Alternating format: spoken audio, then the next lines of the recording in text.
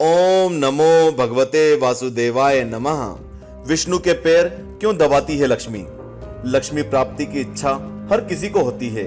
लक्ष्मी कृपा के लिए भगवान विष्णु की कृपा पाना अत्यंत आवश्यक है, क्योंकि लक्ष्मी उन्हीं के चरणों में रहती है।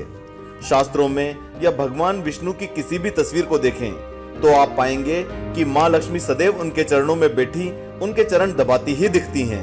कुछ लोगों का मानना है कि जब महिला पुरुष के चरण दबाती है तो धन लाभ होता है, क्योंकि महिला के हाथ में देवगुरु और पुरुष के पैरों में दैत्य गुरु का वास है। क्या ऐसा मानना सही है या फिर ये एक अंधविश्वास है? और क्या ऐसा हमारे सामान्य जीवन में भी होता है? जानने के लिए इस वीडियो को पूरा जरूर देखना, क्योंकि अधूरा ज्ञान कचरे के समान होता है।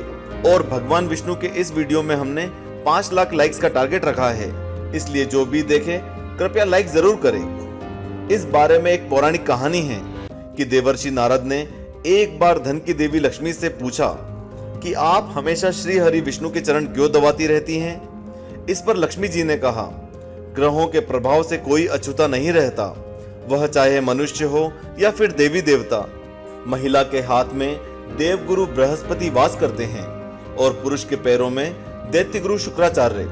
जब महिला पुरुष के चरण दबाती है तो देव और दानव के मिलन से धन लाभ का योग बनता है। इसलिए मैं हमेशा अपने स्वामी के चरण दबाती हूँ। मित्रों, लक्ष्मी उन्हीं के पास में रहती है जो हमेशा सभी के कल्याण का भाव रखता है। विष्णु के पास जो लक्ष्मी है वह धन और संपत्ति है। भगवान श्री हरि उसका उचित उपयोग जानते हैं। इसी वजह से महालक्ष्मी श्री विष्णु के पैरों में उनकी दासी बनकर रहती है। इस कथा के अलावा कुछ लोगों का इस विषय में अलग मानना है। हिंदू पौराणिक दस्तावेजों के अनुसार माता लक्ष्मी की एक बहन है अलक्ष्मी। जहां देवी लक्ष्मी धन, सौभाग्य और वैभव की देवी है, वहीं अलक्ष्मी दरिद्रता, निर्धनता आदि का प्रतीक कही जाती है। भगवान विष्णु को पालनहार कहा जाता है, जिनका दायित्व घर परिवार समेत पूरे ब्रह्मांड की रक्षा करना है। और देवी लक्ष्मी इन्हीं पालनहार को दरिद्रता और दुर्भाग्य से बचाने के लिए उनके चरणों में बैठी है। अलक्ष्मी लक्ष्मी देवी की बड़ी बहन है। बेहद कुरूप होने की वजह से उनका विवाह भी नहीं हो पाया।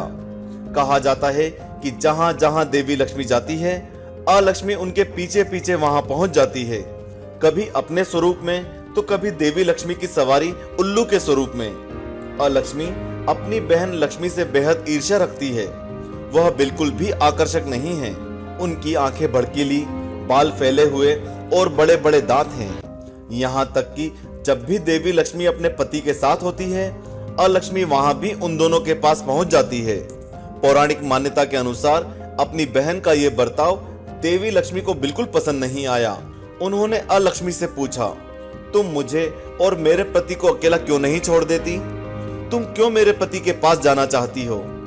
इस पर अलक्ष्मी ने जवाब दिया, मेरे पास पति नहीं है और कोई भी मेरी आराधना नहीं करता, इसलिए जहां जहां तुम जाओगी मैं तुम्हारे साथ रहूंगी। इस पर देवी लक्ष्मी अत्यंत क्रोधित हो गई और क्रोध के आवेग में उन्होंने अलक्ष्मी को श्राप दिया, मृत्यु के देवता तुम्हारे पति हैं और जहां भी गंदगी, ईर्ष्या, लालच, आलस, रोष और अस्वच्छता रहेगी तुम वहीं रहोगी। इस प्रकार भगवान विष्णु और अपने पति के चरणों में बैठकर माता लक्ष्मी उनके चरणों की गंदगी को दूर करती है, ताकि अलक्ष्मी उनके निकट भी ना जा सके।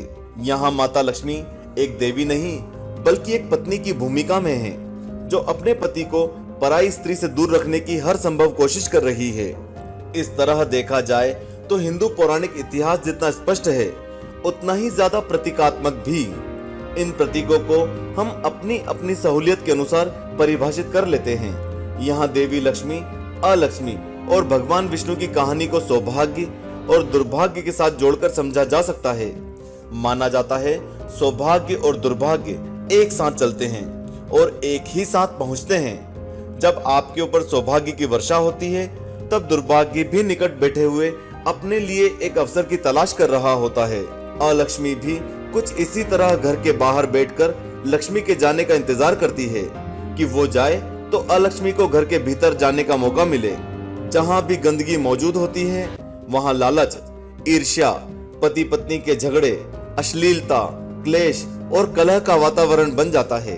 जो कि अलक्ष्मी के प्रवेश की निशानी है।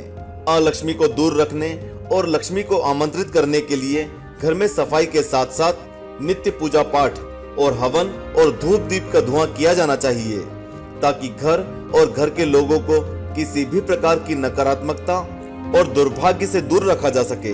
मित्रों, वीडियो अच्छा लगे तो लाइक करके 5 लाख लाइक्स के टारगेट को अचीव करने में हमारा साथ दें। भगवान विष्णु कहाँ रहते हैं कमेंट करके जरूर बताएं और हर वीडियो में ऐसे सवालों का जवाब दें। ओम नमो भगवते वासुदेवाय नमः।